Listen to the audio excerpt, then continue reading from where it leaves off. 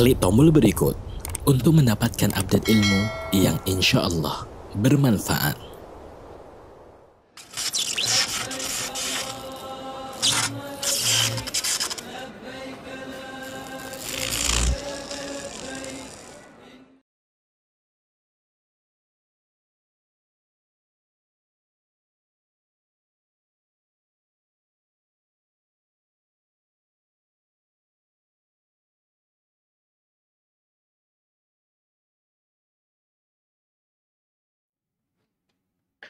Kok lebih terang, Ogi? Masya Allah sekarang. Gimana? Lebih terang. Lebih terang. Oh iya, ada Cahayanya. lampu apa? Lampu tembak ya. Sebelumnya nggak ada. Sebelumnya di sini. Simpan. Ini Alhamdulillah. qadarullah lagi Barakallahu fiik. hujan ini, alhamdulillah. Kayaknya harus bikin studio di rumah Ogi. Iya, ini studio khusus ini. Ini iya. Nah, tafadhal lagi. Bismillah. Bismillah. Bismillahirrahmanirrahim. Assalamualaikum warahmatullahi wabarakatuh. Waalaikumsalam warahmatullahi wabarakatuh. Alhamdulillah wassalatu wassalamu ala Rasulillah wa ala alihi wa ashabihi wa man tabi'ahum bi ihsanin ila yaumiddin. Wa asyhadu an la ilaha illallah wahdahu la syarikalah wa asyhadu anna Muhammadan abduhu wa rasuluh. Allahumma shalli ala Muhammad wa ala ali Muhammad. Pertama-tama marilah kita panjatkan puji dan syukur kita kehadirat Allah Subhanahu wa taala yang masih mencurahkan semua nikmat-nikmatnya pada kita, terutama nikmat iman dan nikmat Islam, sehingga pada pagi hari ini kita dapat mendengar kajian langsung bersama Ustaz kita, Ustaz Dr. Syafiq Riza Basalamah, LCMA Hafizahullah Ta'ala, yang akan membahas tentang rukun iman yang kedua ya Ustaz. Rukun Islam yang kedua kan, salat.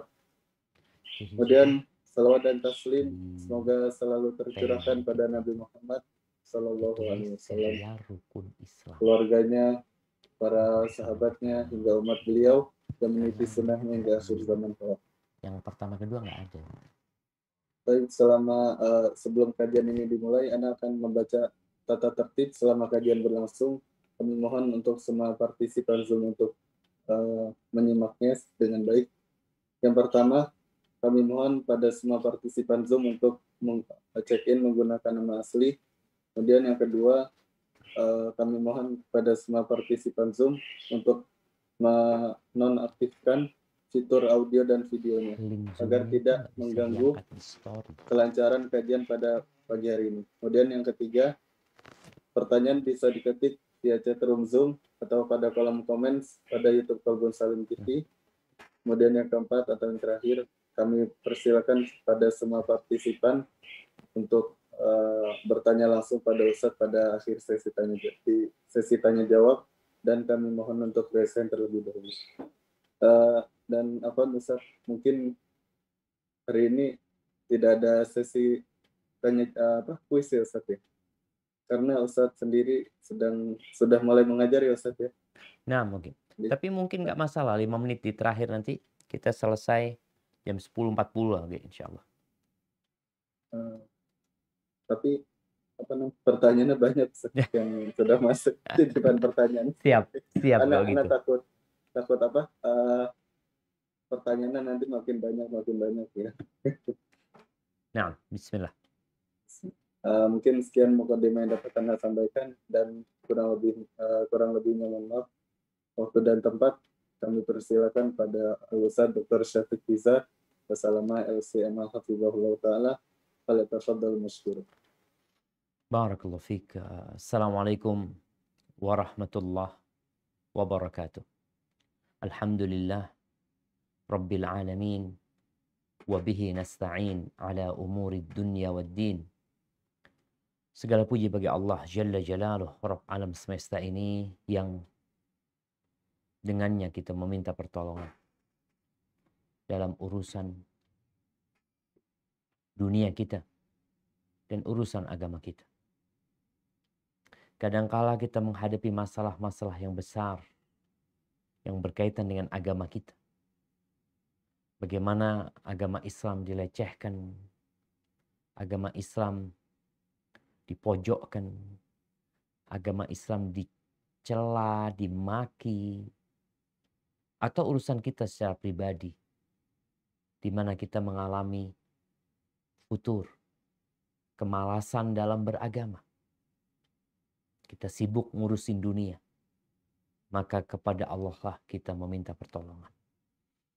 Wassalatu wassalamu ala sayyidil mursalin wa imamil muttaqin qaidil ghuril muhajjarin sayyidina wa maulana Muhammadin wa ala alihi wa ashabihi ajma'in. Ya Allah, semoga salawat, salam, berkah dan nikmat senantiasa Engkau curahkan untuk hamba kekasih-Mu, untuk baginda Nabi kita Muhammad alaihi salatu wassalam, untuk keluarga beliau, untuk istri-istri beliau, untuk putra-putri beliau, dan untuk seluruh sahabat Nabi. Semoga Allah meridhai kita bersama mereka. Amma ba'd. Jamaah rahimakumullah, khususnya jamaah kajian MT Majelis Ta'lim Qalbun Salim, dan semua yang mengikuti kajian ini semoga senantiasa dalam lindungan Allah Jalla Jalaluh. Hari ini kita akan berbincang tentang rukun Islam yang kedua. Kita udah faham tentang dua kalimat syahadat. Asyhadu an la ilaha illallah wa anna Muhammadar Rasulullah. Udah selesai nih. Kita udah jadi muslim. Terus selanjutnya apa yang harus kita lakukan? Karena bicara orang Islam, banyak sekali yang mengaku muslim di Indonesia ini. Bahkan secara persentase ada 87,1%. Kalau tidak ada perubahan. Banyak. 220 juta lebih penduduknya yang muslim. Terus apakah mereka hanya sebatas melaksanakan dua kalimat syahadat? Mereka sekedar mengatakan asyhadu an la ilaha illallah wa anna Muhammadar Rasulullah, yang dengannya dia masuk ke pintu. Seperti orang masuk rumah, udah masuk nih rumah nih. Terus masa mau di pintu terus? Apa yang seharusnya dilakukan kalau engkau mengaku seorang muslim? Maka rukun Islam yang kedua adalah sholat. Dan sholat ini salah satu ibadah atau ibadah yang paling agung. Islam memberikan perhatian kepada sholat dengan perhatian yang lebih daripada ibadah-ibadah yang lain. Dijelaskan tentang keutamaannya, kedudukannya. Sholat itu adalah hubungan antara hamba dengan Allah. Munajat kita sama Allah. Nampak di situ bagaimana hamba tunduk kepada Sang Pencipta. Ahibati fillah. Pernah ngelihat orang daftar kerja, diterima di pegawai negeri. Masya Allah, gimana bahagianya dia. Bahagia banget nih orang. Tatkala dia melamar pekerjaan, lalu dia diterima di sana, kemudian mulai dia dikasih seragam, dikasih tahu kapan masuk ya. Tahu-tahu dia nggak masuk kerja. Udah diterima nggak masuk kerja.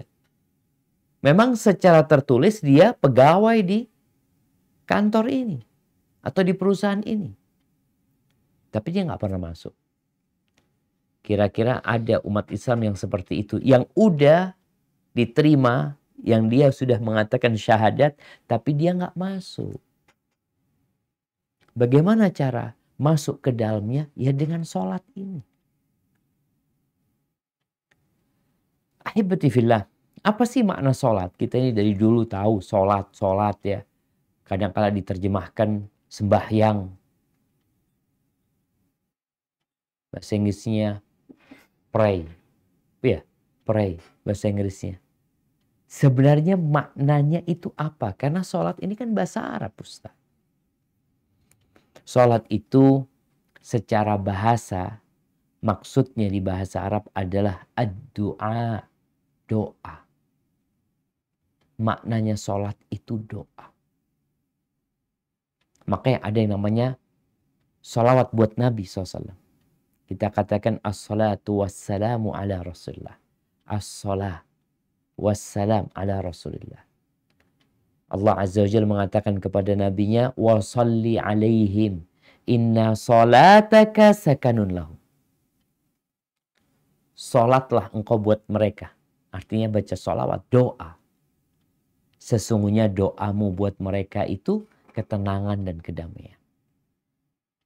Jadi orang yang gak sholat tuh gak doa dia.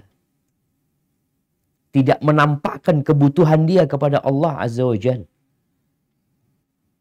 Padahal ibadah yang paling mulia ya doa tadi. Ad-du'a huwal ibadah, kata Nabi SAW. Doa ini adalah ibadah yang sebenarnya. Gimana tidak? Hamba itu tatkala memohon, karena dalam hati dia menyadari, dia meyakini bahwa dia memiliki banyak kekurangan. Dan dia punya banyak kebutuhan dan hajat. Maka dia berdoa minta. Makanya kalau ada orang muslim gak sholat, engkau gak doa. Ini secara bahasa. Tapi secara istilah, apa sih sholat itu? Karena ada orang yang mengatakan sholat itu eling. Apalagi Allah mengatakan aqimis sholata li dzikri. Dirikan sholat untuk mengingatku. Jadi kalau orang itu sudah mengingat Allah, gak perlu sholat. Terus rukun Islamnya ini yang mana? Kalau engkau katakan orang kalau sudah ingat sama Allah, gak perlu melaksanakan sholat. Bahkan ada sebagian sekte, subhanallah jemaah. Bayangin ya, gimana iblis ini memiliki pemikiran menyesatkan orang dengan cara makomnya diangkat. Dibuat engkau makomnya udah tinggi tuh. Kok nggak wajib lagi sholat. Sholat itu buat orang yang makomnya rendah, yang belum menjalin hubungan sama Allah Azza wa Jal. Jadi sholat ini sekedar sarana. Kalau engkau sudah nyampe ke Allah, nggak perlu sholat.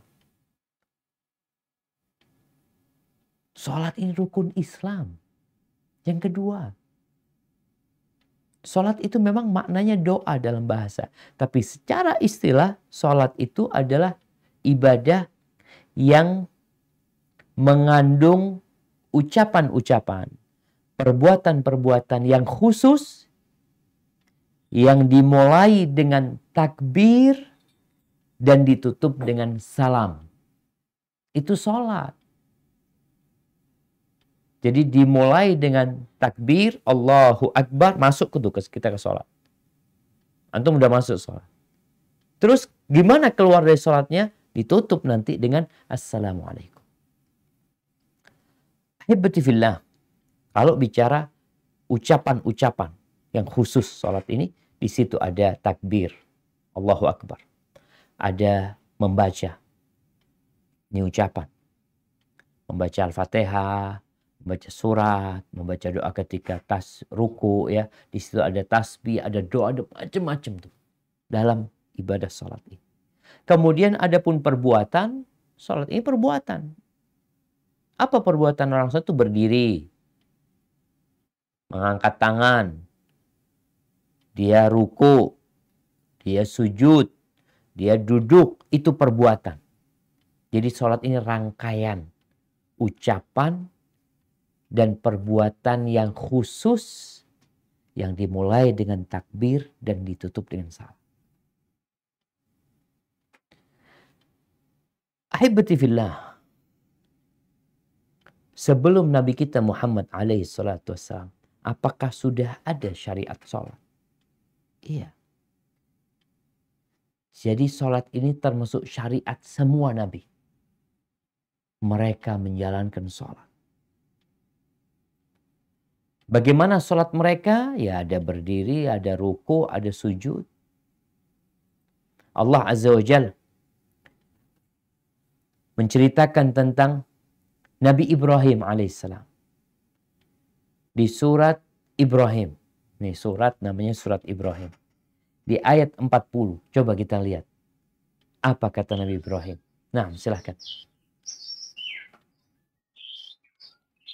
A'udzu billahi minasy syaithanir rajim. Rabbi ij'alni muqimas sholati wa min dzurriyyati rabbana wa taqabbal du'a. Ya Tuhanku, Jadikanlah aku dan anak cucuku orang-orang yang tetap mendirikan sholat. Ya Tuhan kami, perkenankanlah doaku. Barakallahu fikum. Subhanallah. Kita melihat Nabi Ibrahim berdoa supaya dia dan anak keturunannya mendirikan sholat. Ini menunjukkan bahwasanya sholat ini syariat para nabi. Sehingga Nabi Ibrahim minta anak keturunannya, dan kita tahu semua nabi. Ingat, semua nabi yang datang setelah Nabi Ibrahim alaihissalam, mereka adalah anak keturunan Nabi Ibrahim alaihissalam. Sehingga kalau kita lihat Nabi Ismail, ketika Allah, ini doanya bapaknya, bagaimana putranya dalam pelaksanaan sholat. Allah sebutkan tentang Nabi Ismail di surat Maryam ayat 55. Nah, silahkan dibaca. Wa kana ya'muru ahlahu bis-salati waz-zakati wa kana ya'muru ahlahu bis-salati waz-zakati wa kana 'inda rabbih mardiyya. Dan dia menyuruh ahlinya atau keluarganya untuk bersembahyang dan atau salat dan menunaikan zakat. Dan ia adalah seorang yang diridhoi di sisi Tuhan. Barakallahu fikum. Bapaknya minta kepada Allah agar dia dan anak keturunannya, waj'alni rabbij'alni muqimas shalah wa min dzurriyyati. Allah kabulkan doanya. Bagaimana Nabi Ibrahim alaihissalam berdoa, kemudian bagaimana prakteknya di putranya yang bernama Ismail alaihissalam. Disebutkan Nabi Ismail ini bukan hanya mendirikan sholat, dia memerintahkan keluarganya untuk sholat. Jangan sampai ada orang tua yang bangga, anak nggak pernah nyuruh anak sholat, tapi dia sholat sendiri. Hebat dia. Dianya yang hebat, engkaunya yang tidak hebat. Nabi Ismail nyuruh keluarganya sholat. Dari pentingnya sholat ini. Kemudian anak keturunan Nabi Ibrahim, Nabi Musa alaihissalam. Bagaimana beliau? Tatkala Allah Azza wa Jalla mengangkat beliau menjadi nabi, menjadi utusannya, apa yang Allah katakan kepada Nabi Musa alaihissalam? Di surat Thaha ayat 14 Allah berfirman, "Na'am, Innani ana Allahu la ilaha illa ana fa'budni wa aqimis salata li dzikri." Sesungguhnya aku ini adalah Allah. Tidak ada Tuhan yang berhak disembah selain aku. Maka sembahlah aku dan dirikanlah salat untuk mengingatku. Subhanallah. Setelah tauhid, setelah syahadat la ilaha illallah, yang kedua adalah wa aqimis salata lidzikri. Jadi nggak cukup engkau mengatakan, enggak, ana bersyahadat, tapi sholat enggak. Ini Allah nyuruh Nabi Musa untuk mengatakan la ilaha illallah, untuk beribadah hanya kepada Allah. Wa aqimis salat, dirikan salat untuk mengingatku. Kita tuh perlu mengingat Allah. Allah yang ngasih kepada kita segala sesuatu. Terus bagaimana membalasnya? Allah nggak ingin balasan. Allah ingin kasih kebaikan tambahan buat kita. Dengan cara apa? Aqimis salat, dirikan salat. Ini Nabi Musa. Kemudian Nabi Isa alaihissalam. Nyambung nih. Nabi Isa. Bagaimana beliau?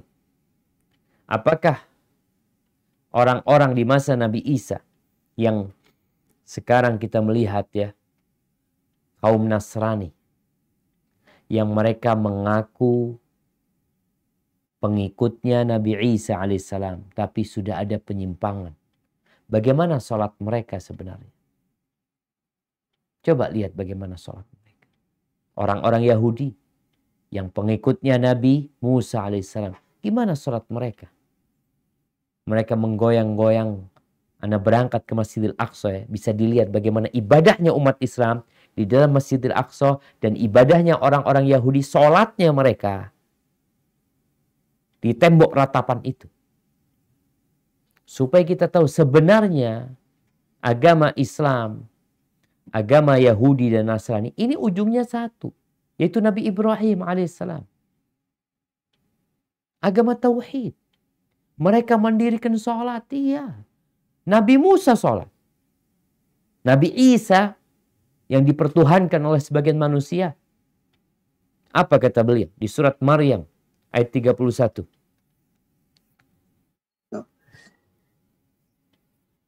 وَجَعَلَنِي مُبَارَكًا أَيْنَمَا كُنْتُ وَأَوْصَانِي بِالصَّلَاةِ وَالزَّكَاةِ مَا دُمْتُ حَيًّا. Dan dia menjadikan aku seorang yang diberkati di mana saja aku berada. Dan dia memerintahkan kepadaku mendirikan sholat dan menunaikan zakat selama aku hidup. Masya Allah. Itu Nabi Isa alaihissalam. Kok sekarang ada yang menyembah Nabi? Dijadikannya anak Tuhan. Ahibati fillah. Bagi umat Islam, sebenarnya sejak kapan sih Nabi Muhammad alaihi salatu wassalam sholat? Sedangkan kita ketahui bahwasanya Isra Mi'raj itu terjadi ya kira-kira tahun setengah atau 2 tahun sebelum Nabi SAW hijrah. Terus selama 11 tahun itu apakah para sahabat sholat? Sholat mereka. Karena ini syariatnya sudah dari awal. Nabi Ibrahim, Nabi Ismail, Nabi Musa, Nabi Isa semuanya sholat. Maka Nabi kita Muhammad SAW sudah sholat. Terus gimana sholatnya? Wallahu a'lam bishawab. Disebutkan di beberapa referensi bahwasanya mereka sholatnya 2 rakaat di pagi dan 2 rakaat di sore. Itu sholat mereka. Tapi kita tahu Nabi SAW ada sholat malam. Ya ayyuhal muzammil qumil layla illa qalila nisfahu awinqus minhu qalila awzid alaihi warattilil Qur'ana tartila. Sudah sholat mereka. Cuma yang 5 waktu itu disyariatkan pada malam Isra Mi'raj. Yang diklaim kejadiannya katanya di bulan kita sekarang nih. Di bulan Rajab tanggal 27 Rajab. Wallahu a'lam bishawab. Tidak ada riwayat yang sahih yang mentakyin atau yang mendetailkan bahwasanya memang kejadian Isra Mi'raj itu pada bulan Rajab tanggal 27. Apapun yang terjadi, pada tanggal kapan, pada malam apa, Rasulullah SAW tidak menjelaskan kepada kita untuk melakukan ritual tersendiri pada malam tersebut. Tapi yang harus dilakukan adalah sholat 5 waktu. Jadi pesan Isra Mi'raj itulah yang harus dilaksanakan, bukan peristiwa malam Isra Mi'rajnya. Soalnya kadang-kala ada orang merayakan Isra Mi'raj, tapi sholat enggak. Sholatnya bolong-bolong. Yang penting itu pesan Isra Mi'raj itu. Sholat 5 waktu. Jadi bukan setahun sekali sholatnya ketika malam Isra Mi'raj. Tapi sholat itu dilaksanakan dalam semalam, dalam sehari semalam itu 5 waktu. Baru kita dikatakan menjalankan pesan-pesan dari Isra Mi'raj yang memang disyariatkan bagi umat Islam untuk melaksanakan sholat yang 5 waktu itu. Kita mendapati penjelasan Allah dalam Al-Quranul Karim tentang wajibnya sholat ini yang sudah ditetapkan waktu-waktunya. Di surat An-Nisa ayat 103. Apa kata Allah? فَإِذَا قَضَيْتُمُ الصَّلَاةَ فَاذْكُرُوا اللَّهَ قِيَامًا وَقُعُودًا وَعَلَى جُنُوبِكُمْ فإذا اطمأننتم فأقيموا الصلاة إن الصلاة كانت على المؤمنين كتابا موقوتا. Maka apabila kamu telah menyelesaikan salatmu, ingatlah Allah di waktu berdiri, di waktu duduk, dan di waktu berbaring. Kemudian apabila kamu telah merasa aman, maka dirikanlah salat itu sebagaimana biasa. Sesungguhnya salat itu adalah kewajiban yang ditentukan waktu-waktunya atas orang-orang yang beriman. Subhanallah. Ini ayat berkaitan dengan sholat dalam kondisi ketakutan, dalam kondisi peperangan umpamanya. Kita sholat, tetap sholat. Di medan perang umat Islam sholat. Gimana ada umat Islam ngaku muslim, nggak ada perang, nggak ada hujan, nggak ada badai, makan enak, tidur enak, sholat nggak enak. Perang aja sholat, sakit aja sholat. Ini rukun Islam. Bukan amalan yang kalau mau tafadhol, yang kalau enggak, enggak apa-apa. Ini rukun Islam. Dan waktunya sudah ditetapkan. Karena waktunya sudah ditetapkan. Kalau antum melaksanakan sebelum waktunya, tutup itu kantor. Kalau antum melaksanakan sesudah lewat waktunya, tutup juga. Antum mau masuk kantor. Dikatakan kantor ini bukanya jam 7. Ya antum datang jam 7. Jam 6 belum dibuka. Jam 7. Terus dikatakan tutup jam 4. Antum datang jam 4 lewat 1 menit. Tutup. Begitu pula dengan sholat ini. Kalau antum melaksanakannya sebelum waktunya, nggak akan diterima. Melaksanakannya lewat dari waktunya, juga nggak akan diterima. Oh berat Ustadznya? Enggak berat. Lebih berat kerja. Sholat nggak ada sholat 8 jam. Gimana kalau, makanya bicara syariat sholatnya, awalnya sholat itu syariatkan 50 waktu jam. Ketika Isra Mi'raj. Lalu bagaimana Nabi Musa yang dia pernah mengalami peristiwa-peristiwa yang kurang nyaman dengan Bani Israel. Maka Nabi Musa menyarankan kepada Nabi kita Muhammad SAW untuk meminta keringanan. Dari 50 turun sampai 5 waktu. Kalau 50 waktu bukan 50 rakaat ya 50 waktu. Bayangin. Setiap setengah jam antum sholat. Mau berangkat kerja tahu-tahu sudah adzan lagi. Baru habis zikir ya. Orang sholat anggap sholat itu 5 menit ya. Atau 10 menit. Habis gitu berzikir 5 menit. Lalu berangkat keluar masjid. Sampai rumahnya. Hayya ala sholat.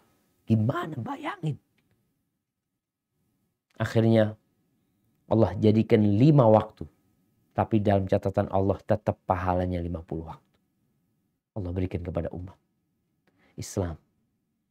Ahibati fillah, di surat Al-Bayyinah ayat 5 Allah menjelaskan tentang kewajiban ini. Jadi jangan sampai Al-Bayyinah ini termasuk ayat-ayat yang diturunkan di kota Mekah.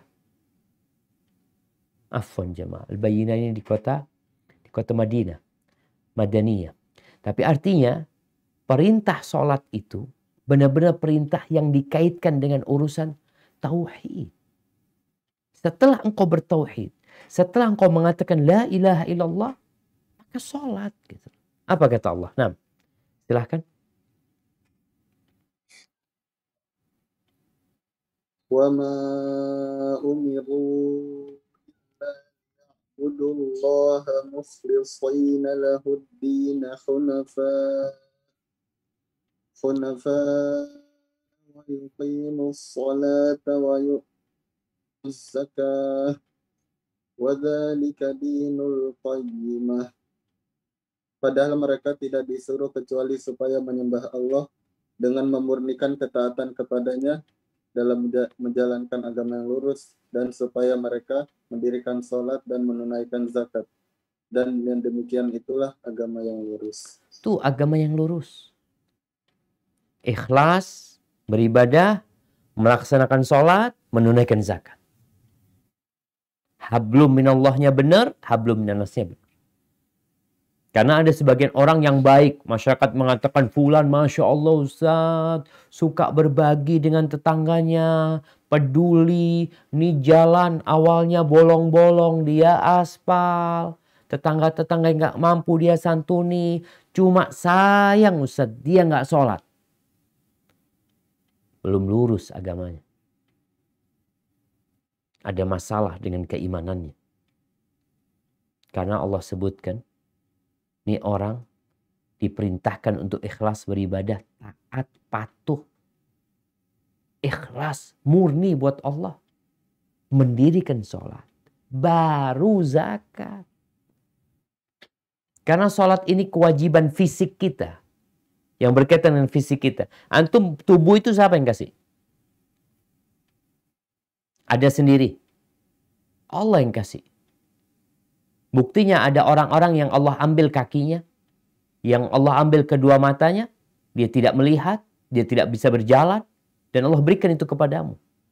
Yang nggak bisa jalan aja masih dikasih nikmat sama Allah, dan dia wajib sholat dalam kondisi dia.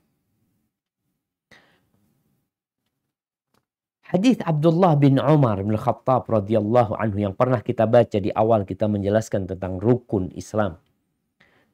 Bahwa Nabi SAW bersabda, Buniyal Islamu ala khams. Islam ini dibangun di atas 5 perkara. Syahadati an la ilaha illallah wa anna Muhammadar Rasulullah.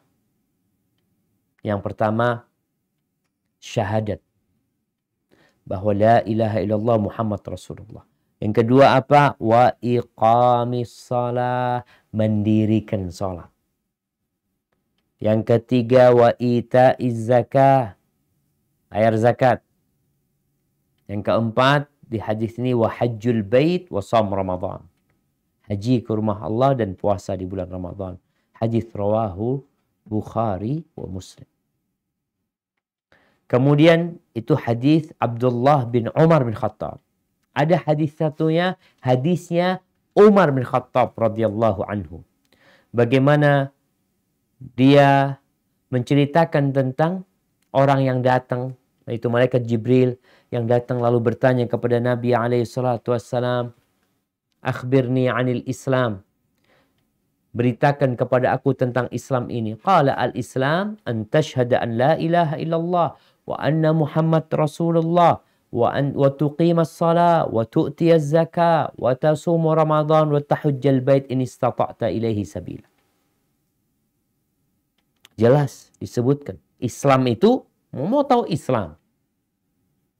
Islam itu yang 5 tadi. Rukun.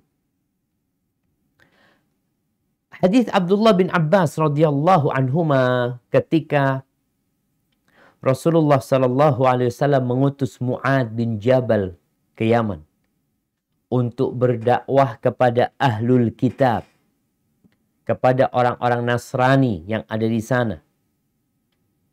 Jadi kalau ada yang mengatakan Islam itu hanya untuk orang Arab, nggak benar. Islam itu hanya untuk penduduk Mekah. Nih diutus yang namanya Mu'ad bin Jabal untuk berangkat ke Yaman. Yang notabene-nya orang-orang Yaman sudah beragama. Didakwain jauh-jauh. Entah 1000 kilo lebih perjalanan itu dilakukan untuk berdakwah. Apa kata Nabi SAW? Innaka ta'ti qauman ahla kitab. Yang kau datangin suatu kaum yang mereka mendapatkan Alkitab. Hendaklah engkau mengajak mereka. Ud'uhum ila syahadati an la ilaha illallah wa anna Muhammadar Rasulullah. Fa'inhum ata'uka lidhalik. Kalau mereka taat kepadamu, mereka mau mengatakan la ilaha illallah Muhammad Rasulullah, fa'alimhum. Sampaikan kepada mereka. Kasih tahu mereka. Annallaha aftarada alaihim khamsa salawatin fi kulli yawmin wa laylah. Sampaikan kepada mereka kalau Allah Jalla Jalaluh mewajibkan atas mereka sholat 5 waktu dalam sehari dan semalam. Jelas nih. Ini kewajiban menjalankan sholat 5 waktu. Ahibati fillah. Apa sih hikmah disyariatkannya sholat? Hukum udah tahu kita tuh. Rukun Islam. Apa hikmahnya? Kenapa sih kita disuruh sholat? Apalagi 5 waktu. Kok enggak sejumat sekali lah sholat itu? Kan enak kalau sejumat sekali. Nggak capek kita, subhanallah. Sholat ini disyariatkan karena kita butuh sama sholat. Manusia ini tercipta dari 2 hal. Dari tanah, ada unsur tanah di tubuh kita. Yang satunya dari ruh yang Allah tiupkan ke Adam alaihissalam. Adam dari tanah ditiupkan ruh. Kemudian jadilah manusia yang bergerak. Unsur tanah diperlukan makanan, perlu gizi, perlu vitamin, perlu banyak hal agar dia bisa hidup. Kalau nggak sakit, antum kurang makannya sakit, kurang vitaminnya sakit, kurang daya tubuhnya, imunnya kurang, masuk tuh virus-virus. Kalau tubuh kita ini perlu perawatan, perlu penjagaan, ruh kita juga perlu dijaga. Maka disyariatkanlah sholat ini. Di mana kita tuh hamba Allah Azza wa Jalla. Allah yang tahu dengan kebaikan kita. Maka taatlah kepada Allah. Sehingga engkau dalam setiap hari itu merasakan, aku nih hamba Allah. Ketika ambil wudhu, kenapa engkau ambil wudhu? Iya, aku nih hamba Allah. Ketika dengar azan dikumandangkan, ya Allah, dipanggil lagi sama Allah agar aku beribadah. Jadi itu panggilan Allah yang menunjukkan kalau kita ini memang hamba Allah Azza wa Jalla. Sehingga kita senantiasa mengingat Allah. Tanpa mengingat Allah, ruh kita akan sakit. Orang yang galau, orang yang stres, orang yang menjadi budaknya dunia, hidupnya penuh dengan kesengsaraan, coba dia sholat. Ingat sama Allah loh. Karena ada sholat yang cuma gerakan doang. Nggak ingat sama Allah. Sholat ini ada ruhnya, yaitu kekhusyuan tadi. Engkau bermunajat sama Allah. Engkau mengingat Allah. Ketika mau mengatakan Allahu Akbar, ya Allah, Allah itu maha besar ya. Semuanya kecil. Tatkala engkau ruku, engkau sedang ngapain? Engkau ngapain? Bongkok-bongkok kayak gitu. Kita biasanya melakukan gerakan seperti ruku itu karena hendak mengambil sesuatu. Kita merunduk.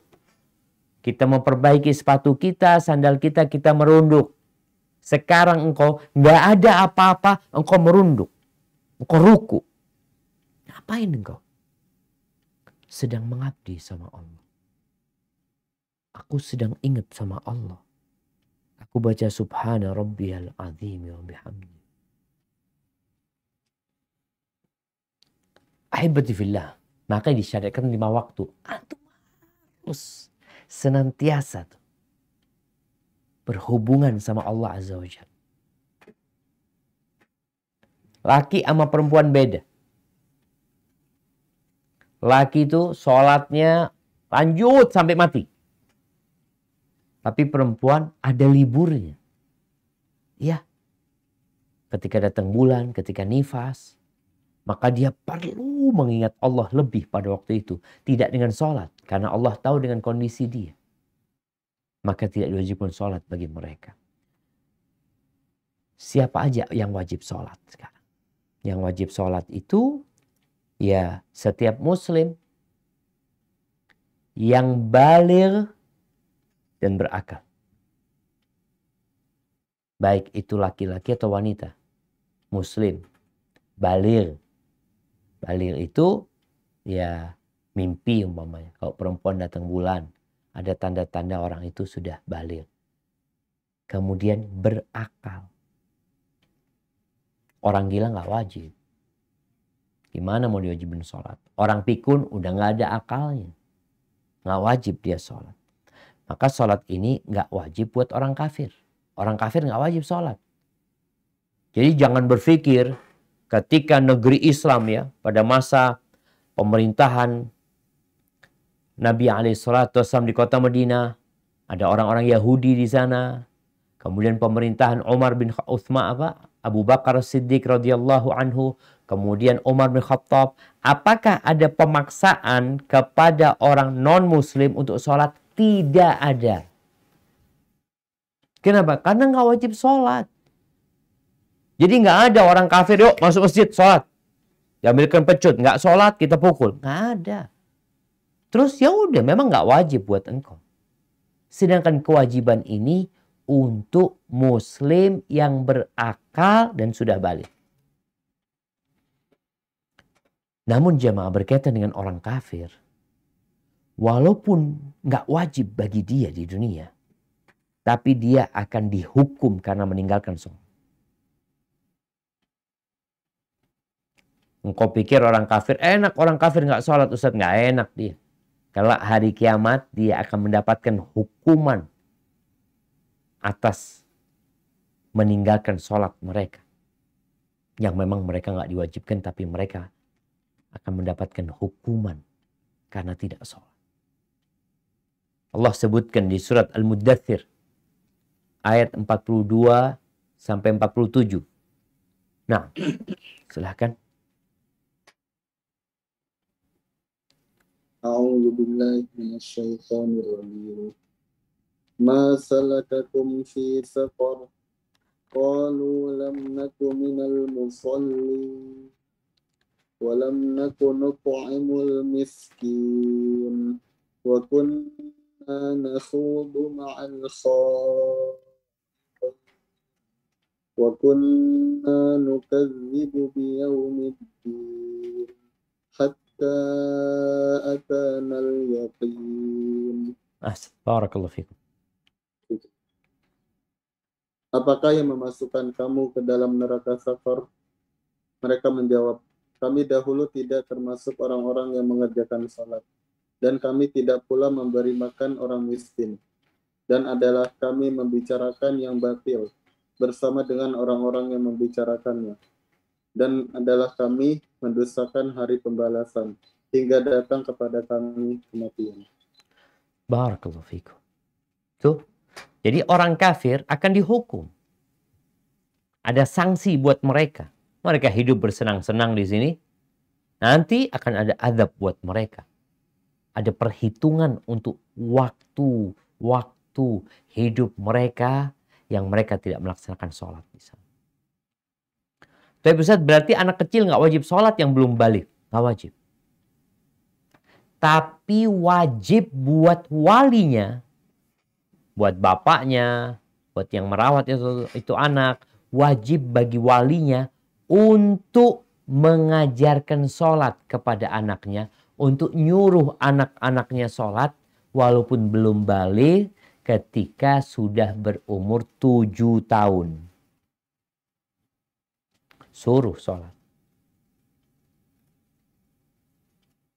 Jangan mengatakan, Ustaz kan nggak wajib dia. Dia belum wajib, tapi engkau yang wajib menyuruh dia. Jadi inilah yang namanya pendidikan dalam Islam. Pendidikan itu bagaimana menyampaikan seseorang secara bertahap menuju kesempurnaannya. Nanti ketika dia balik, dia udah biasa sholat. Nggak berat lagi buat dia. Ketika sudah dibiasakan sholat ketika umur 7 tahun. Hibbati fillah. Ini atas perintah Nabi SAW ya. Muru awladakum bisalah li sab'in. Terus gimana Ustaz? hukumnya orang yang meninggalkan sholat. Orang meninggalkan sholat ini ada dua macam. Yang satu meninggalkan sholat karena beranggapan sholat itu nggak wajib. Dia nggak wajib sholat ini. Maka dia keluar dari Islam. Secara sepakatan ulama. Ketika dia mengatakan sholat ini tidak wajib. Padahal dia hidup di tengah umat Islam dan dia tahu ilmunya. Yang kedua adalah orang meninggalkan sholat tapi dia yakin sholat ini wajib. Terus kenapa kau nggak sholat? Males aja. Capek. Ada yang seperti itu. Orang meninggalkan sholat, yang satu karena mengingkari kewajiban sholat, yang satu karena malas. Yang kedua ini, yang meninggalkan sholat karena malas, Islamnya diragukan.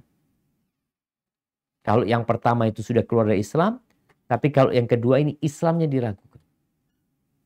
Sebagian ulama mengeluarkan mereka dari Islam.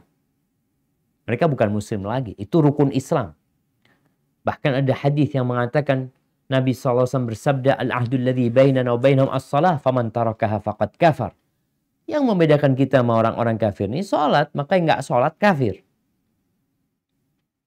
Ini pendapat yang pertama. Jadi dia dianggap murtad dan dia kafir. Dibunuh pun dalam kondisi murtad kalau dia nggak mau bertobat kepada Allah. Yang kedua, mengatakan mereka nggak kafir, tapi mereka dibunuh juga, orang yang nggak sholat itu. Ini pendapat Imam Syafi'i atau Syafi'iyah rahimahumullah tabaraka wa ta'ala, bahwasanya dia dibunuh bukan karena murtad, tapi sebagai hukuman buat orang yang meninggalkan sholat. Nggak main-main. Ada pendapat Abu Hanifah, dia nggak dibunuh, tapi dia dipenjara. Dipenjara. Sampai kapan? Sampai sholat. Nggak bertobat, ya tetap di penjara. Kok sampai kayak gitu, Ustaz? Iya loh. Ini orang kalau nggak sholat, merusak di masyarakat. Orang kalau sholatnya baik, insya Allah yang lainnya baik. Sholat ini mencegah dari perbuatan keji dan mungkar. Kita lihat, di negeri kita contohnya, orang kalau narkoba di penjara. Kenapa? Ya, merusak dia, Ustaz. Melanggar hukum. Tapi orang nggak sholat nanti bisa narkoba, bisa mencuri, bisa membunuh, macem-macem. Tapi kalau orang ini nggak sholat dibenerin, dia awalnya kita tahu nggak sholat nih. Belum narkoba, belum membunuh, belum mencuri, belum merampok. Tapi kita udah tahu fulan nggak sholat. Dibenerin dari awal sebelum dia jadi perampok. Sebelum dia jadi pezina. Dibenerin dulu, tangkap. Sholat engkau. Sholat yang benar ya. Karena Allah mengatakan inna salata tanha anil fahsya'i wal munkar. Sesungguhnya sholat itu mencegah dari perbuatan keji dan mungkar. Oleh karena itu kalau orang nggak sholat dibiarkan, maka akan banyak tindakan kriminal lainnya yang merugikan masyarakat dan merugikan negara. Ini yang paling rendah ya. Artinya pendapat yang paling rendah itu orang yang nggak sholat di penjara sampai sholat. Pendapat Imam Syafi'i dibunuh walaupun nggak murtad. Pendapat Imam Ahmad bin Hanbal dan sebagian ulama Hanabilah yang menguatkan pendapat ini, dia kalau nggak sholat mati nggak usah disolatin. Maka kadang-kadang kita bingung ya. Ini orang, ini ngaku muslim Ustaz. Hidup nggak pernah sholat, mati kita bawa ke masjid. Gimana sekarang? Orang itu udah mati, antum gotong, antum bawa ke masjid. Padahal hidup dia marah-marah dibawa ke masjid. Karena memang dia nggak sholat. Ini berkaitan dengan hukum orang yang meninggalkan sholat. Jadi kalau dianggap kafir ya sudah. Pernikahannya batal. Kemudian dia tidak dimandikan. Dia nggak perlu dikafani, nggak perlu disolatin. Terus ya udah dibikinkan jurang, dikubur dia. Tidak dikuburkan di kuburan umat Islam. Ahibati fillah. Syaratnya sholat. Mengingatkan ini. Kita tidak akan membahas secara detail. Tapi ingin mengingatkan syaratnya sholat itu adalah. Ya tadi Islam. Dia berakal. Dia tamyiz. Tamyiz itu udah tahu kiri kanan nih orang nih. Baru sholatnya bisa diterima. Masuk waktu. Kalau sebelum waktunya atau keluar waktunya nggak akan diterima. Niat. Syaratnya harus niat. Kalau orang sholatnya ikut-ikutan nggak ada niat, ya nggak diterima. Kemudian menghadap kiblat. Yang ketujuh menutup aurat. Auratnya ditutup. Yang laki-laki antara pusar sampai ke lutut. Antara pusar sama lutut ya. Antara pusar sampai lutut. Ini paling minimal. Tapi Nabi melarang orang sholat tanpa ada kain di pundaknya. Kalau engkau punya baju ya pakai baju. Tapi gimana Ustaz? Kadang-kala ada orang-orang yang bekerja. Dia cuma punya sarung Ustaz. Bajunya najis sudah nggak bisa dipakai. Ya udah sholat dengan sarung. Yang penting menutupi antara pusar sama lutut. Adapun wanita maka seluruh wajahnya, seluruh tubuhnya kecuali wajah dan kedua telapak tangannya. Baik yang belakang ataupun yang depan. Kemudian yang kesembilan, raf'ul hadath. Yaitu mengangkat hadas dengan tentunya berwudu ya. Atau mandi kalau orang sedang junub. Kemudian yang selanjutnya izalatun najasa. Najis-najis itu dihilangkan. Orang sholat itu ya nggak boleh ada najis dia. Dia harus suci. Baik. Adapun waktunya insya Allah kita semua udah tahu. Kapan waktu subuh. Waktu subuh berakhir dengan terbitnya matahari. Waktu zuhur dimulai ketika matahari udah tergelincir dari tengah. Waktu asar. Waktu zuhur berakhir ketika masuk waktu asar. Ya waktu asar berakhir ketika tenggelamnya matahari. Kemudian waktu maghrib itu sampai masuk waktu isya. Yaitu sampai hilangnya mega-mega merah. Adapun waktu isya. Ini waktu isya. Pendapat yang lebih kuat waktu isya itu sampai tengah malam. Bukan sampai waktu subuh. Sebagaimana waktu subuh nggak sampai zuhur. Begitu pula waktu sholat isya ini sampai tengah malam. Itu waktu ikhtiar, artinya waktu yang kita boleh milih ketika sholat itu. Tapi kalau sudah lewat tengah malam itu waktu darurat sudah. Memang gimana ada sesuatu yang menyebabkan dia belum sholat. Tapi ketika kita nggak ada apa-apa maka batas waktu isya itu sampai tengah malam. Ingat tengah malam bukan jam 12. Makanya kalau ada yang mengatakan tengah malam apa istilahnya dulu? Midnight. Iya, tengah malam itu jam 12 nggak ada. Gimana tengah malam jam 12? Tengah malam itu ya setengahnya malam. Kapan matahari tenggelam, kapan fajar terbit dibagi tengah. Itu baru tengah malam. Kadangkala jam 11 udah tengah malam. Karena memang isyaknya yang atau maghribnya yang mundur gitu jemaah. Baik, ahibati fillah, jumlah rakaatnya insya Allah kita semua udah tahu. Ini kan orang baru masuk Islam kadangkala. Kita perlu kasih penjelasan sama dia. Ini rukun Islam yang kedua. Bagaimana Mu'ad bin Jabal ketika berdakwah ke Yaman. Ketika menceritakan bahwasanya Allah Azza wa Jal mewajibkan sholat bagi mereka. Maka Mu'ad mau tidak mau menjelaskan. Menjelaskan tadi. Apa yang harus dilakukan. Kau harus berwudu. Kau harus ngadep kiblat. Kau harus menutup aurat. Harus niat. Kemudian waktu sholatnya dijelasin juga. Setelah itu rakaatnya. Sholat duhur tuh 4 rakaat. Asar 4 rakaat. Maghrib 3. Isya 4. Subuh 2. Ini nggak dapat di Al-Quranul Karim jumlah rakaat ini. Tapi di hadis Nabi SAW. Dan adapun rukun-rukun sholat ya. Adalah berdiri. Ketika mampu berdiri wajib berdiri. Setelah itu takbiratul ihram. Baca Al-Fatihah. Ruku. Bangkit dari ruku. Sujud. Kemudian duduk di antara dua sujud. Tasyahud akhir. Kemudian duduk untuk tasyahud akhir ini. Dan harus tumaknina. Tumaknina. Nggak cepet-cepetan. Di mana semua anggota tubuh itu ketika mau berpindah dari satu ke tempat lain. Dia harus tumaknina. Tenang. Sampai kembalinya. Ada orang sujud dia. Belum enak sujud dia sudah berdiri. Nggak tumaknina berarti dia. Diajarin tuh orang sholat. Kemudian harus tertib. Nggak boleh sujud dulu baru ruku. Harus tertib dan ucapkan salam.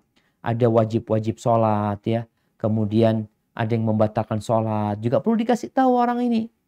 Ketika dia baru masuk Islam, atau baru sholat setelah lama dia nggak peduli sama sholat, kasih tahu apa saja yang membatalkan sholat. Ya, yang membatalkan wudhu, membatalkan sholat jelasnya. Kemudian makan dan minum secara sengaja, bicara secara sengaja ketika sholat, tanpa ada maslahat dia ngomong. Kemudian banyak gerak ya, banyak gerak sholatnya. Sehingga orang yang lihat ini orang lagi ngapain ya. Di mazhab Syafi'i mungkin kita sering dengar, pokoknya 3 kali gerakan batal tuh sholat. Pendapat yang lebih kuat enggak, gerakan yang banyak. Yang standarnya kalau orang melihat kayaknya dia nggak sedang sholat gitu.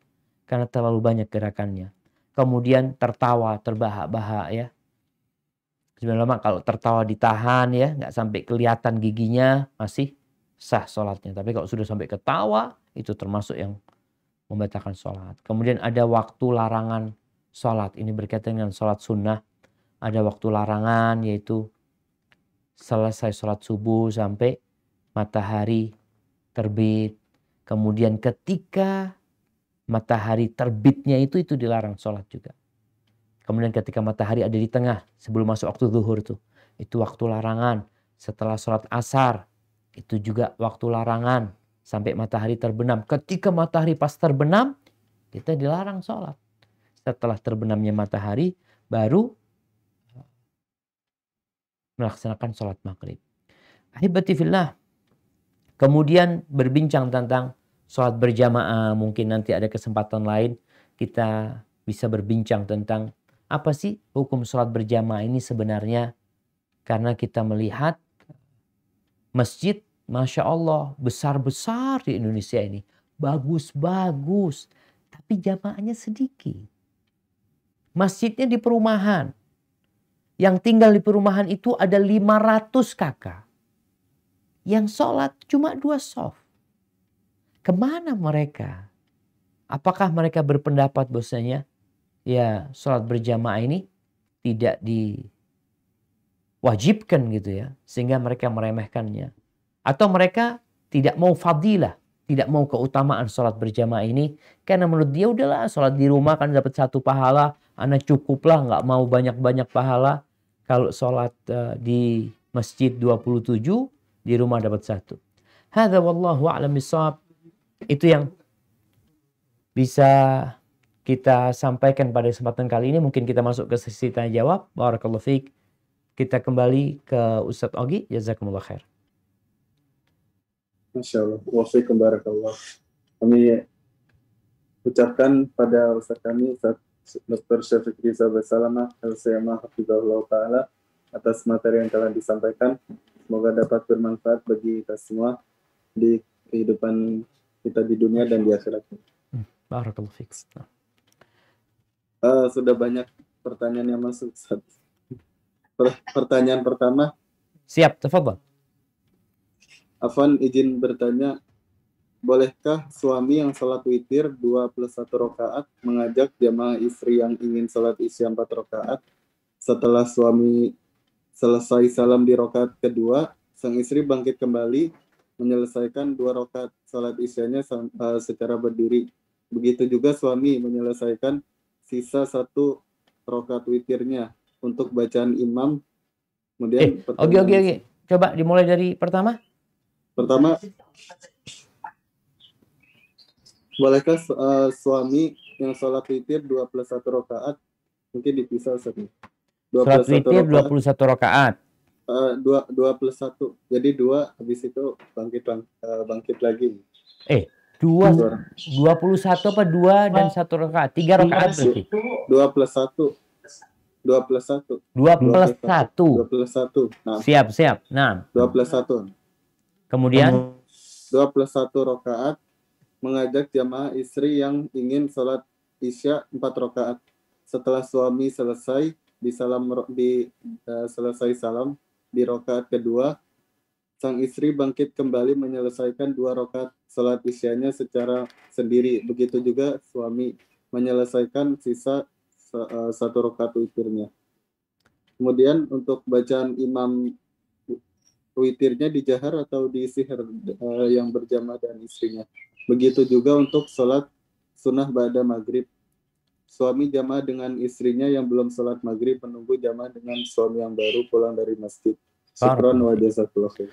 Nah, barakallahu fikum. Ya jamaah, ini berkaitan dengan sholat beda niat. Imamnya niat sholat witir, makmumnya niat sholat isya. Kadangkala umpamanya kalau ini di rumah ya, kadangkala kita di masjid. Kita datang ke masjid, kita belum sholat isya, ini biasanya Ramadan ya. Kadangkala ada orang yang terlambat datang ke masjid untuk sholat tarawih, tahu-tahu imamnya udah sholat witir. Posisi kita belum sholat isya. Apa yang kita lakukan? Boleh kita bermakmum. Jadi pendapat yang lebih kuat, boleh perbedaan niat antara makmum dengan imam itu tidak berpengaruh kepada sahnya sholat. Jadi imamnya sholat witir, kita sholat isya. Kalau dikatakan tadi, imamnya sholatnya ini 2+1. Ketika imamnya 2+1, setelah imamnya assalamualaikum di 2 rakaat itu, ya makmumnya lanjut. Lanjut apa? Ya lanjut nambah 2 rakaat lagi. Sedangkan imamnya, ya kita udah putus sama imam. Dengan dia assalamualaikum, sholatnya selesai. Kan tadi kita bicara tentang definisi sholat. Sholat itu dimulai dengan takbir, diakhiri dengan salam. Ketika imamnya sudah salam, berarti sholat imamnya udah selesai. Makmum melanjutkan sholatnya sendiri. Seperti itu. Ini juga kepada yang tadi sholat maghrib ya, atau sholat isya, ibadah sunnah ya, ketika imamnya suaminya pulang dari masjid, kemudian dia mimpin sholat di rumahnya. Buat dia sholat itu sholat sunnah, buat istrinya itu sholat wajib. Hadza wallahu a'lam bishawab. Nah, bacaannya. Bicara bacaan, kalau sholat malam itu secara umum dianjurkan membacanya dengan jahar. Jadi ketika suaminya, jadi begini, niatnya kadangkala niat 4 rakaat seperti sholat isya tadi, atau seperti sholat maghrib, tapi niatnya sunnah dia untuk menjadi imam. Namun perlu diingat, istri ini pun nggak harus sholat berjamaah. Dia sholat sendiri, nggak ada masalah. Jadi jangan berpikir, Ustaz, anak kepingin dapat pahala 27 Ustaz. Jadi anak nunggu suami pulang supaya dapat pahala 27. Subhanallah, pemahaman ini yang harus dijelaskan. Para sahabat Nabi yang mereka sholat di masjid, bukan tatkala mereka pulang ke rumahnya, mereka jadi imam buat keluarganya. Enggak. Tapi ada sahabat Nabi yang sholat berjamaah di masjid seperti Mu'adz bin Jabal. Sholat isya di Masjid Nabawi, beliau pulang ke kampungnya jadi imam. Bukan di rumahnya, tapi di masjid kampungnya. Dia jadi imam. Jadi buat orang laki-laki lagi, bukan buat perempuan. Yang ada perempuan yang sholat, mungkin ikut sholat di sana. Jadi kalau pemahamannya istri ini, anak kepingin sholat berjamaah supaya dapat pahala 27, engkau sholat di rumah, itu lebih utama daripada engkau sholat di masjid. Lebih baik. Sendirian, bukan berjamaah. Sendirian sholat. Hadza wallahu a'lam bishawab.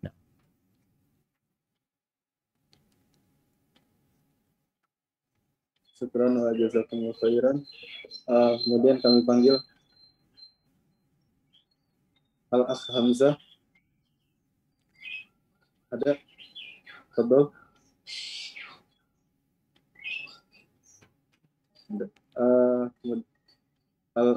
Al-Ukh Nadia. Tafadhol.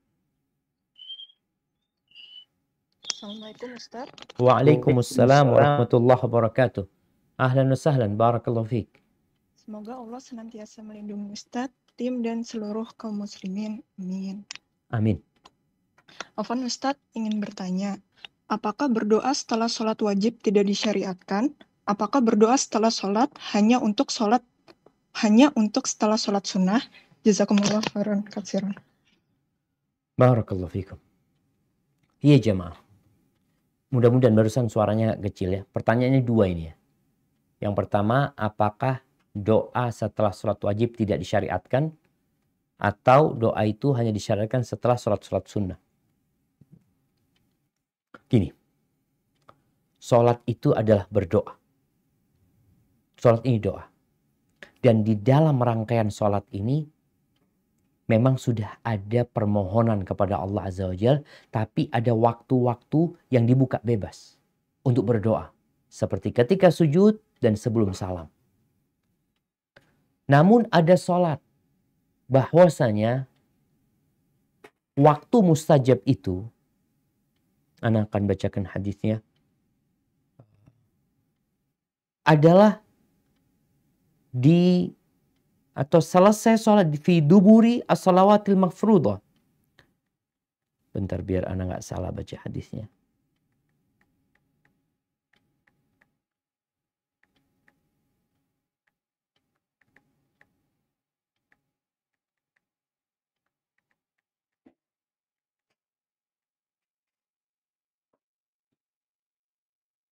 Nah, jadi Rasulullah Sallallahu Alaihi Wasallam ditanya nih, ya Rasulullah, ayud du'ai asma, doa apa yang paling didengarkan sama Allah SWT? Apa kata Nabi SAW? Jawful lail, tengah malam. Itu waktu mustajab.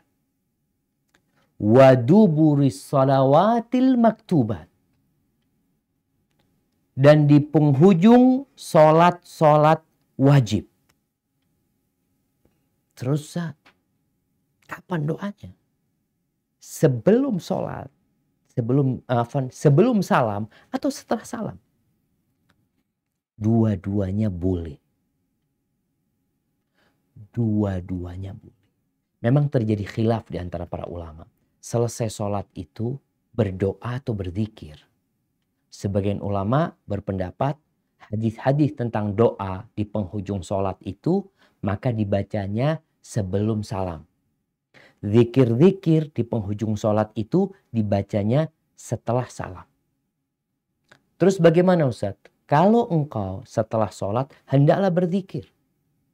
Setelah berzikir, ya zikir setelah sholat, lalu engkau punya permohonan yang ingin engkau pinta kepada Allah Azza wa Jalla, silahkan. Jadi setelah zikir selesai sholat itu kita baca, lalu ada keinginan untuk meminta kepada Allah Azza wa Jalla, nggak ada masalah. Berdasarkan hadis yang baru saja kita baca. Dan itu hadis riwayat Imam Tirmidzi dan disebutkan hadis itu sahih. Sehingga kalau mau berdoa itu usahakan sebelum salam karena itu waktu yang jelas mustajab. Tapi yang setelah salam ini hadisnya sama sebenarnya yang digunakan sebagai dalil ya. Atau ada hadis tambahan lainnya di mana Rasulullah SAW menjelaskan setelah engkau bersalawat kepada Nabi SAW hendaklah memilih doa-doa yang baik itu sebelum salam, bukan setelah salam. Tapi kalau ada orang yang mau baca doa setelah salam, setelah sholat 5 waktu ini, sholat wajib ini dia mau berdoa, silahkan. Nggak ada masalah, tapi sekali lagi Nabi SAW tidak pernah memimpin doa berjamaah setelah sholat fardu. Artinya orang mau punya permohonan, silahkan. Kalau bicara apakah selesai sholat sunnah kita berdoa, tafadhol. Jadi waktu doa itu sebenarnya terbuka bagi kita untuk memohon kepada Allah SWT. Khususnya umpamanya setelah sholat duha, di situ ada waktu istighfar. Setelah sholat tahajud, itu waktu juga berdoa. Hadza wallahu a'lam bis-shawab. Na'am. Jazakumullah khairan.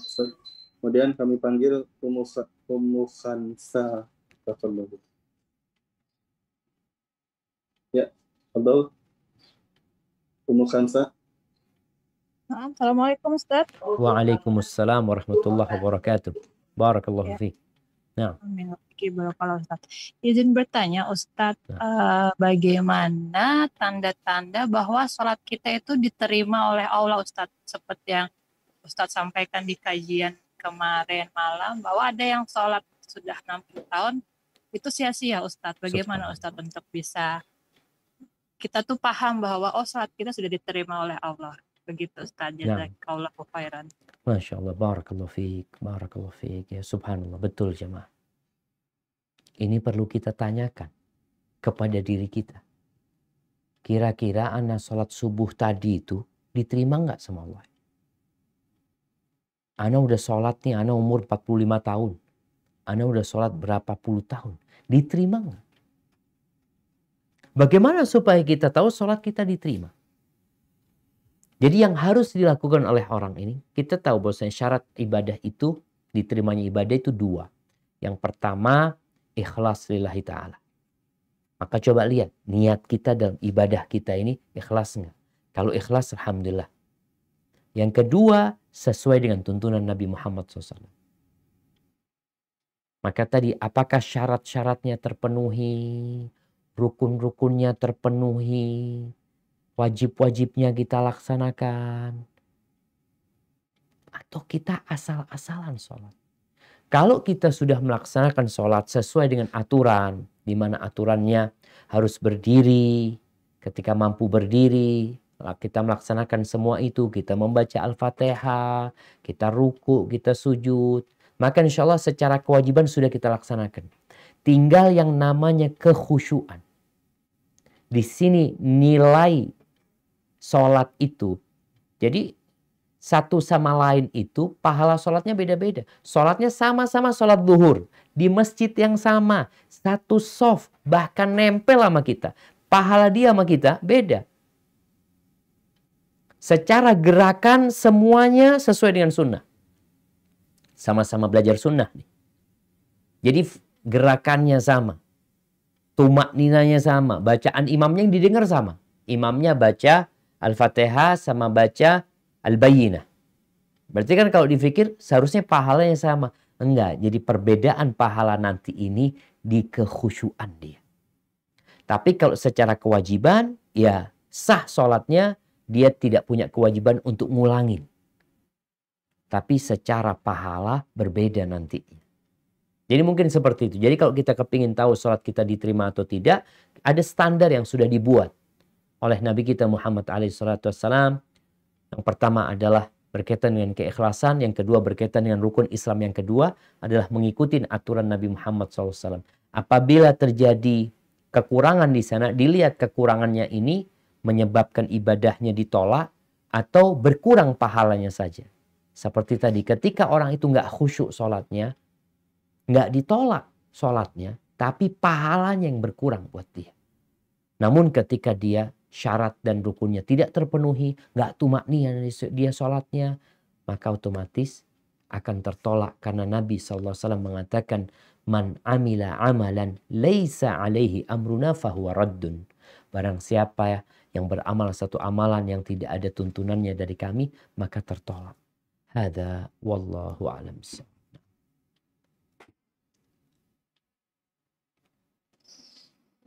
Syukran wa jazakumullah khairan, Ustaz. Dan selanjutnya Al-Ukht Juliza Bekasi. Halo. Waalaikumsalam warahmatullahi wabarakatuh. Barakallahu fiik. Naam, tafadhali.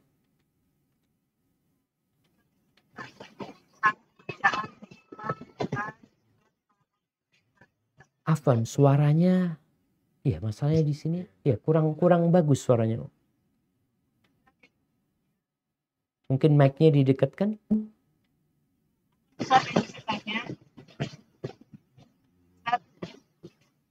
Afwan, masih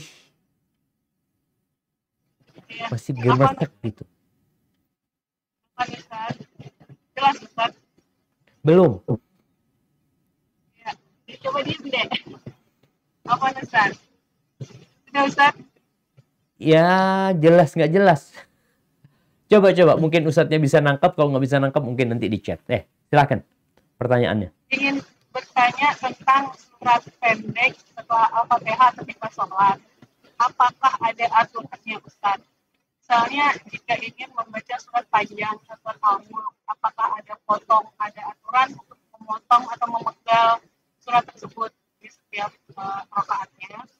Kemudian yang kedua, apakah boleh kita hanya membaca ayat kursi saja, Ustaz? Mencukupkan baca ayat kursi aja. Iya. Nah, barakallahu fikum. Ya, alhamdulillah bisa didengar jamaah. Mudah-mudahan Anda nggak salah dengar ya. Nanti ketika orang sholat itu Yang wajib adalah baca Al-Fatihah.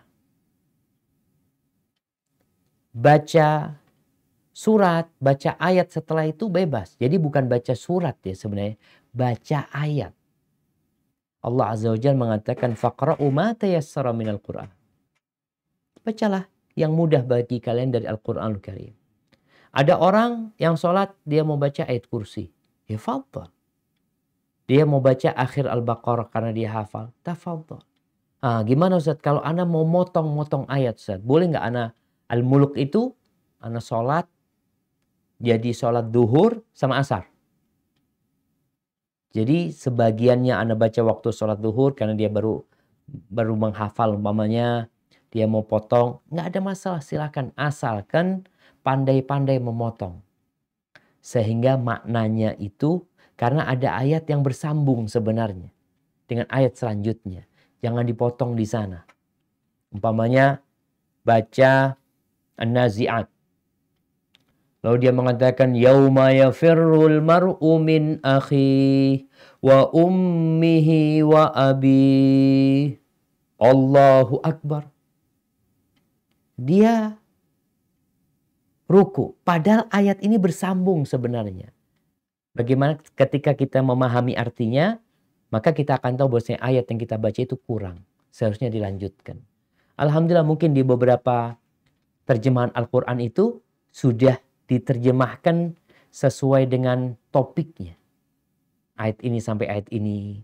Dan kita tahu juga ayat-ayat Quran ini, surat-surat pendek itu pun nggak semuanya turun bareng. Nggak langsung full. Seperti yang kita tahu Iqra. Iqra itu cuma 5 ayat yang turun pertama kepada Nabi SAW. Tapi kalau kita baca ternyata masih panjang gitu loh. Jadi seperti itu.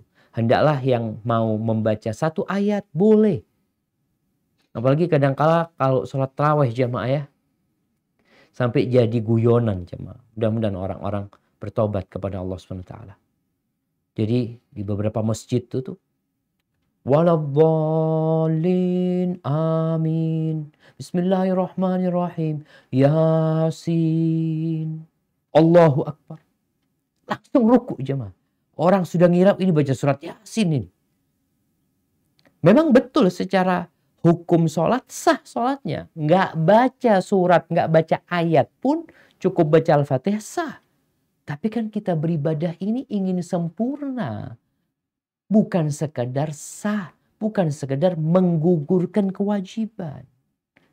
Mungkin seperti itu. Hadza wallahu a'lam bissawab. Nah.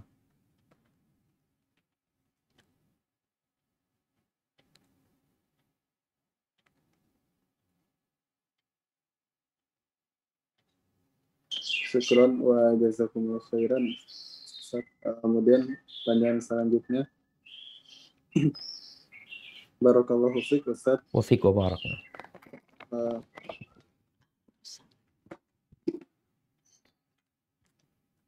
Mohon peragakan sesuai yang Ustaz lakukan.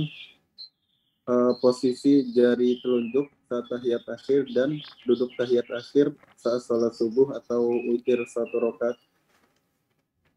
Duduknya iftirashi atau tawarruk. Syukran wa jazakumullah khairan. Nah, barakallahu fikum. Iya jamaah, berkaitan dengan duduk nih. Tentunya kita itu kepingin sholat kita itu benar-benar seperti Nabi SAW. Sallu kama ra'aitumuni usalli. Pertanyaannya Ustaz, duduk ketika sholat itu gimana sih? Ketika tasyahud awal sama tasyahud akhir. Kalau tasyahudnya 2 kali, insya Allah yang ma'ruf di Indonesia itu, yang pertama iftirash, yang kedua tawarruk. Kan seperti itu. Ini yang ma'ruf di Indonesia.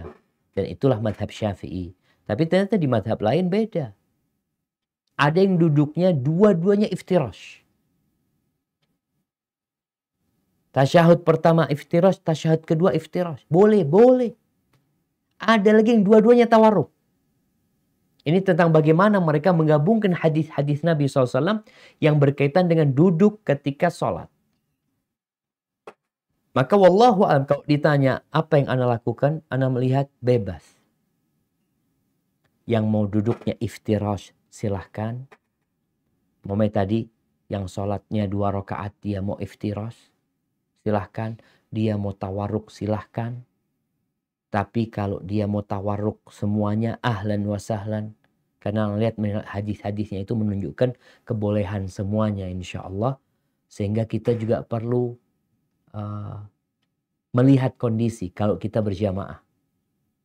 Terkadang sebagian orang itu merasa sunnahnya ini tawarruk. Walaupun sudah nempel jamaah, dia tawarruk duduknya. Walaupun yang di sebelahnya itu kedudukan kakinya. Kenapa? Ini sunnahnya tawarruk. Enggak. Artinya tawarruk sunnah, iftirash sunnah. Dua-duanya sunnah. Boleh dilakukan dua-duanya. Sehingga tatkala engkau melihat yang di sebelahmu itu sudah nempel, nggak mungkin kau tawarruk, jangan memaksakan diri. Karena iftirash pun sunnah. Hanya sekarang mungkin akan berbicara mana yang lebih utama. Sekarang dengan pandemi ini yang sholatnya berjarak, mungkin bebas. Di sini kita bisa mengamalkan sunnah Nabi SAW jamaah. Seperti ketika sujud ya. Ketika sujud kan Nabi mengangkat sikunya. Sehingga dikatakan kalau ada anaknya kambing itu bisa lewat gitu. Tapi kalau antum berjamaah dan rapat, nggak bisa antum kalau seperti ini sholatnya. Yang kanan kiri nggak bisa sujud. Karena ada tangan antum. Rasulullah SAW beliau jadi imam ketika itu. Beliau sendirian. Sehingga itu bisa kita lakukan. Tapi ketika kita berjamaah, maka tolong melihat kondisi. Hadza wallahu alam bissawab. Nah.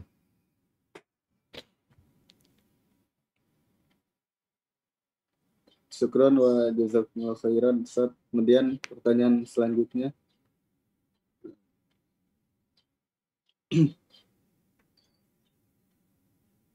Assalamualaikum warahmatullahi wabarakatuh.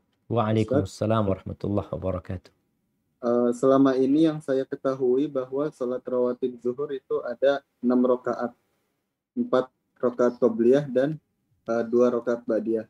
Namun beberapa hari yang lalu ada postingan di grup WA bahwa barang siapa yang melakukan sholat sunnah rawatib sholat zuhur sebanyak 8 rakaat, maka api neraka diharamkan mendekatinya. Apakah hadis ini sahih?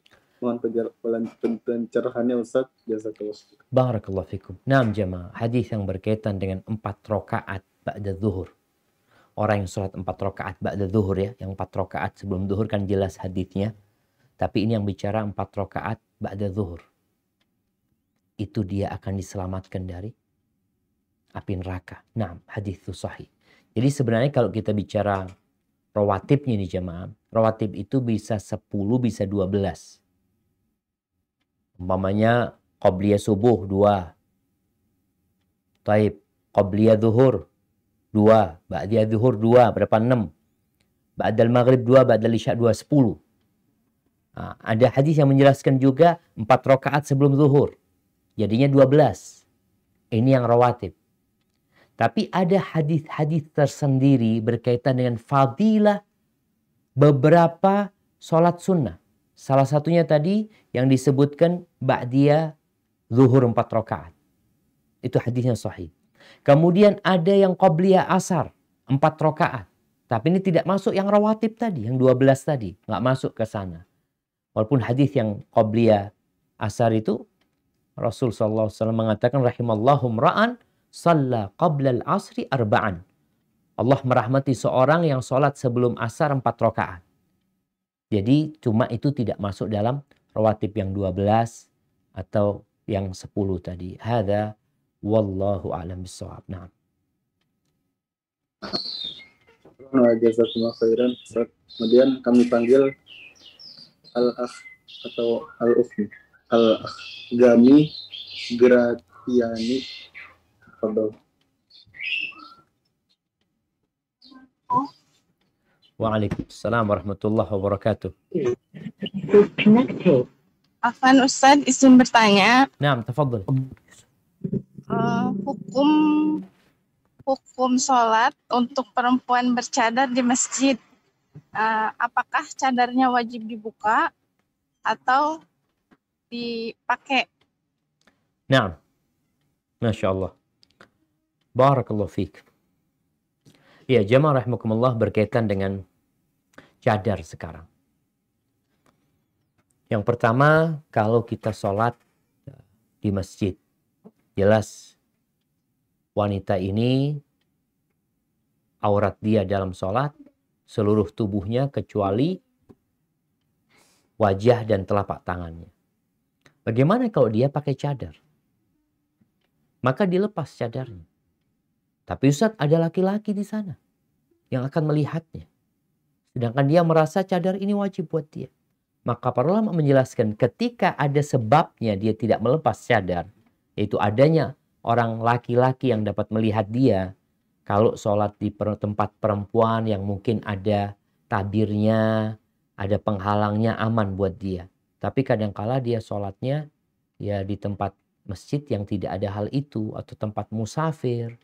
Sehingga bolehkah dia sholat tetap menutup wajah? Para ulama menyebutkan apabila ada sebabnya, maka nggak ada masalah. Seperti sekarang nih, sholat pakai laki-laki pakai masker, pakai penutup wajah. Hukum asalnya nggak boleh. Makanya terjadi mungkin perselisihan pendapat di antara para ulama tentang pakai masker ketika sholat. Sebagian mengatakan nggak boleh karena Nabi SAW melarang seorang itu untuk sholat dalam kondisi mutalatsiman atau menutup wajahnya. Terus gimana? Karena ada sebab diperbolehkan. Tapi kalau nggak ada sebab, maka harus dibuka wajahnya. Jangan umpamanya pakai masker di masjid, kemudian di rumahnya juga sholat pakai masker. Ini wallahu alam, ada apa sama dia? Hadza wallahu alam bissawab. Na'am jamaah. Syukran wa jazakumullah khairan. Mungkin tadi Al-Ukh Gami ada pertanyaan lagi ya Ustaz ya? Apa pertanyaan? Yang terakhir tafadhali Al-Ukh Gami. Pertanyaan.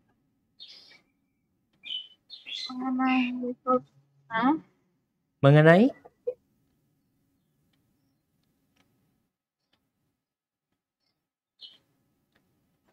Bluetooth disconnected. Mengenai sholat sunnah Ustadz, ya. Seperti tahajud, Ana merutinkan 2 rakaat dan 1 witir. Nah, Apakah itu boleh Ustadz? Karena pernah Ana lebihkan 10 1 witir, Ana nggak fokus dan ngantuk Ustadz, hingga Ana tidak bisa untuk berzikir gitu. nah. Pertanyaan ketiga Ustadz, maaf. Masya Allah, jangan diborong habis nih ntar. Pertanyaan ketiga Ustadz, Ana pernah mendengar bahwa doa di antara 2 sujud itu yang sering kita pakai itu katanya tidak menggunakan wa'fu anni. Wa'fu anni. Itu yang ya. Nah, Ana mohon ilmunya doa sholat yang sesuai sunnah Ustadz. Barakallahu fikum. Nah, ya jamaah rahimakumullah, berkaitan dengan yang pertama, mendawamkan amalan sunnah kita. Rasulullah SAW mengatakan khairul amali adwamuhu wa in qalla. Sebaik-baiknya amalan itu adalah yang berkesinambungan walaupun sedikit. Jadi kalau tadi ukhti yang bertanya, dia bisa mendawamkan 2 plus 1 ya. Itu dia dawamkan, alhamdulillah.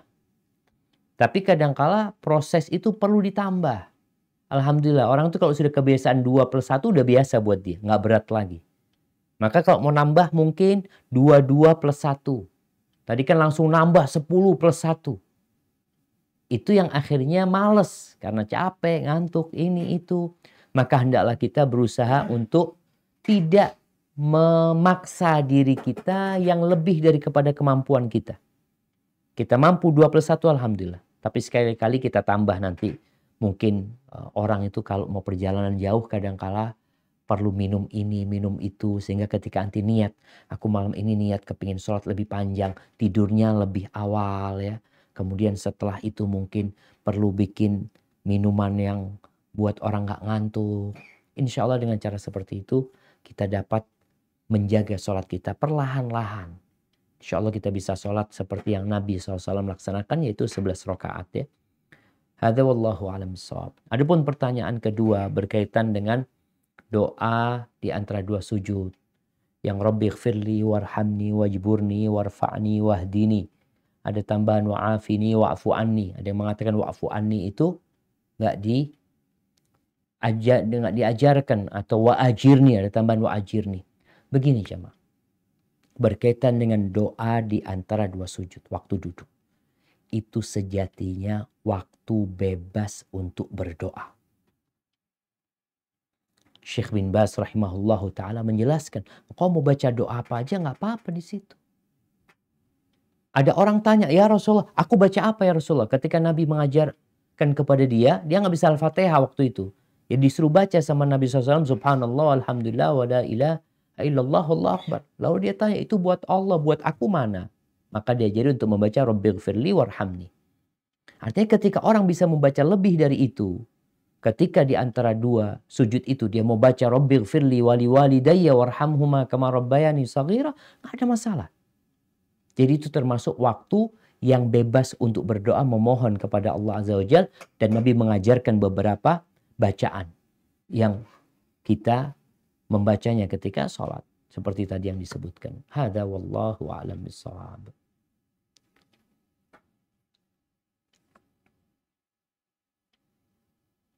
Syukron wa jazakumullah khairan, Ustaz. Kemudian pertanyaan selanjutnya, Afwan izin bertanya, sholat berjarak seperti pandemik ini apakah dibolehkan dan ada dalilnya berdasarkan apa? Karena suami anak tidak mau sholat ke masjid dengan alasan tidak nemu hadisnya sholat berjarak. Nah, jemaah. Ya, kalau bicara sholat berjarak ini nggak ada sholat berjarak. Yang ada sholat itu rapat shafnya. Tapi ada kondisi-kondisi yang nggak bisa rapat shafnya. Ketika perang, ya sholatnya beda. Bahkan sholat berjamaah pada waktu berang itu bukan hanya bicara jarak jamaah. Yang dibicarakan itu nggak ngikutin imam. Nggak ngikutin imam. Kok bisa Ustaz? Iya. Jadi ketika perang itu ada dua shaf. Dua shaf nih, shaf pertama, shaf kedua, umumnya cuma dua shaf. Ketika berdiri masih bareng. Ketika ruku, beda lagi sudah. Yang di depan ruku, yang satu pegang senjata. Kalau mungkin dia pegang panah, dia pegang panah. Mungkin antum kebayang, dari kapan sholat pegang panah? Ya dalam kondisi tertentu. Ketika mereka sujud, yang shaf belakang nggak ikut sujud. Ini gimana nih? Bukankah Nabi SAW mengatakan فَإِذَا رَكَعَ الْإِمَامْ فَارْكَعُوا وَإِذَا سَجَدَ الْإِمَامْ فَاسْجُدُوا. Kalau imam ruku, kalian ikut ruku.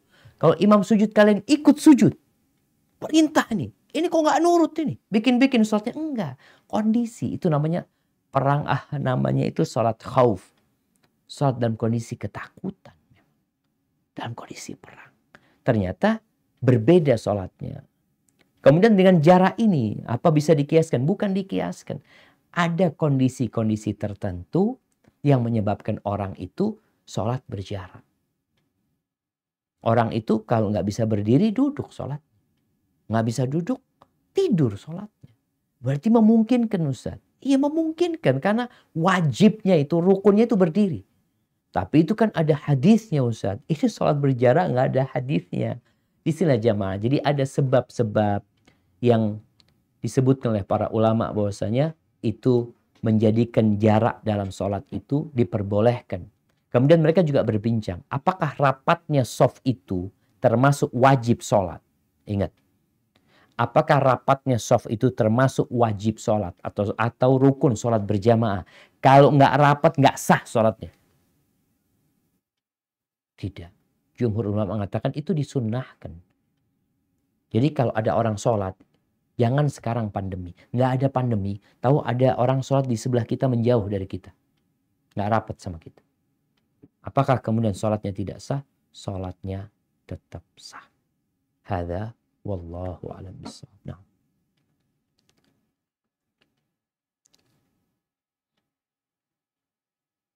Syukran wa jazakumullah khairan Ustaz. Kemudian kami panggil Al-Ukh Isti A. Fadhal. Assalamualaikum Ustaz. Waalaikumsalam warahmatullahi wabarakatuh. Ahlan wa sahlan, barakallahu fiik. Naam, tafadhali. Iya, Ustadz, saya ingin bertanya. Saya sedang mengimani sholat saya, maksudnya baru kembali menjalankan, jadi saya mau bertanya Ustadz, saya sedang memperbaiki sholat saya. Iya. Apakah sholat-sholat yang saya tinggalkan sebelum-sebelumnya itu bagaimana Ustadz? Apakah saya bayar atau saya hanya minta pengampunan kepada Allah Subhanahu wa Ta'ala karena saya telah meninggalkannya? Terima kasih banyak Ustadz. Barakallahu fiik, barakallahu fiik. Alhamdulillah jamaah. Allah tuh gembira banget ya kalau ada hambanya yang kembali kepada Allah. Berbeda dengan manusia. Kalau kita berbuat salah kepada manusia sekali, dua kali, mungkin dia masih memaafkan. Tapi kalau kita berbuat dosa kepada dia 100 kali, dia sulit untuk memaafkan. Tapi Allah Rabbul Alamin, kalau ada orang yang datang menjumpai Allah dengan sepenuh bumi ini dosa, tapi dia kembali bertobat kepada Allah, Allah terima dia. Bahkan gembira Allah dengan kehadirannya. Maka buat ukhti yang bertanya, semoga Allah menetapkanmu di atas agama Allah SWT dan tobatmu diterima. Berkaitan dengan bagaimana yang harus dilakukan. Apakah mengganti sholat-sholat yang pernah ditinggalkan? Dan ini pendapat jumhur ulama. Dia harus mengqadha sholatnya sebagai pelunasan utang walaupun nggak diterima. Jadi sebagai hukuman aja. Karena apa? Sholat kalau keluar waktu itu udah nggak diterima. Kecuali ada alasannya. Ini kan nggak ada alasan. Dan pendapat sebagian ulama yang lainnya mengatakan nggak bisa diganti. Terus apa yang harus dia lakukan? Dia harus bertobat dengan taubatan nasuha dan memperbanyak sholat sunnah. Karena insya Allah dengan engkau bertobat kepada Allah Azza wa Jalla dengan taubatan nasuha, Allah menghapuskan dosa-dosamu yang lalu. Tapi bagaimana sekarang beramal soleh untuk selanjutnya? Wallahu a'lam bishawab. Anda lihat pendapat yang mengatakan tidak harus mengganti, tapi yang dia lakukan adalah bertobat dengan taubatan nasuha, dengan memperbanyak sholat-sholat sunnah, dengan lebih memahami lagi bacaan sholatnya, tentang rukuknya, tentang sujudnya. Semoga itu dapat mengganti yang telah berlalu dahulu, dan engkau harus benar-benar bertobat. Karena memang sejatinya tuh sholat nggak bisa diganti. Yang perlu dilakukan adalah memohon ampun kepada Allah atas kesalahan masa lalu. Hadza wallahu a'lam bishawab. Mungkin kita masuk ke pertanyaan terakhir. Tafadhol. Pertanyaan terakhir, izin bertanya Ustadz, apakah boleh berdoa di sujud terakhir dalam sholat diwafatkan dalam keadaan husnul khotimah, taubat nasuha sebelum wafat dan diteguhkan hatinya di atas agama Islam? Kemudian pertanyaan, ada dua pertanyaan. Pertanyaan kedua, dan urutan zikir ketika sholat yang benar, mohon bimbingannya. Gimana yang kedua, Ogi? Yang kedua, urutan zikir yang benar, urutan zikir ketika sholat yang benar bagaimana? Urutan zikir setelah sholat? Ketika sholat. Nah, barakallahu fikum. Ya jamaah, berkaitan dengan doa ya. Ini mau memperbaiki kita pemahaman yang ada di masyarakat. Pemahaman itu kurang tepat. Kalau dikatakan salah ya enggak juga ya. Tapi kurang tepat. Berkaitan dengan doa ketika sujud terakhir. Rasulullah SAW mengatakan, فَإِذَا سَجَدْتُمْ فَأَكْتِرُوا فِيهِ مِنَ الدُّعَى. Kalau kalian sedang sujud, perbanyak doa kalian di sana. فَقَامِنٌ أَن يُسْتَجَابَ لَهُ. Karena doa ketika sujud itu diharapkan dikabulkan sama Allah Azza wa Jalla. Bukan di sujud terakhir saja. Artinya boleh doa di sujud terakhir, nggak dilarang gitu loh. Itu termasuk sujud. Tapi kita nggak boleh mengkhususkan doa mustajab tuh di sujud terakhir. Kalau sujud pertama enggak. Kalau sujud rakaat kedua enggak. Nggak dikabulkan. Yang mustajab tuh sujud terakhir. Ini yang bermasalah. Maka bacalah doa di setiap sujud kita. Mau di sujud terakhir, ahlan wa sahlan. Mau di sujud pertama, silahkan dia baca.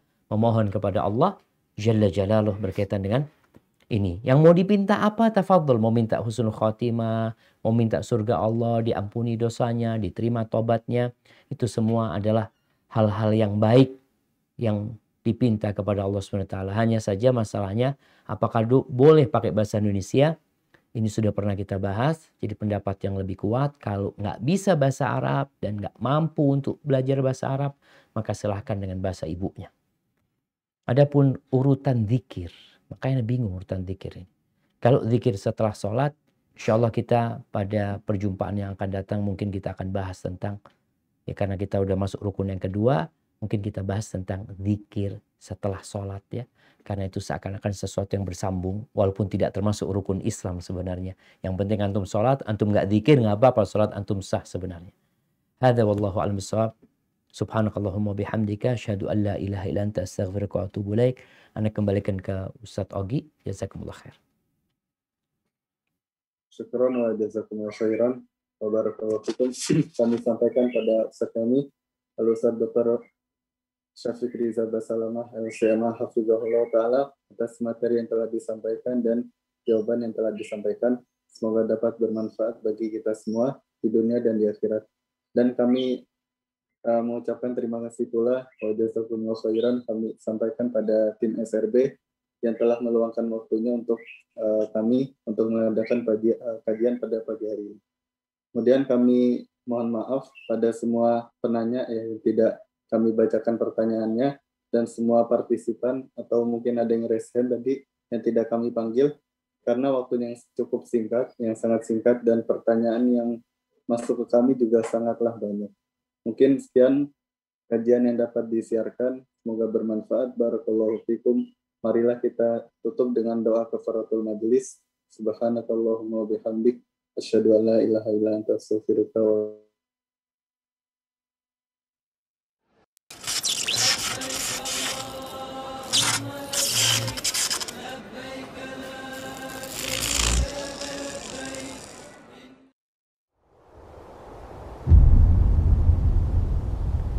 Klik tombol berikut untuk mendapatkan update ilmu yang insya Allah bermanfaat.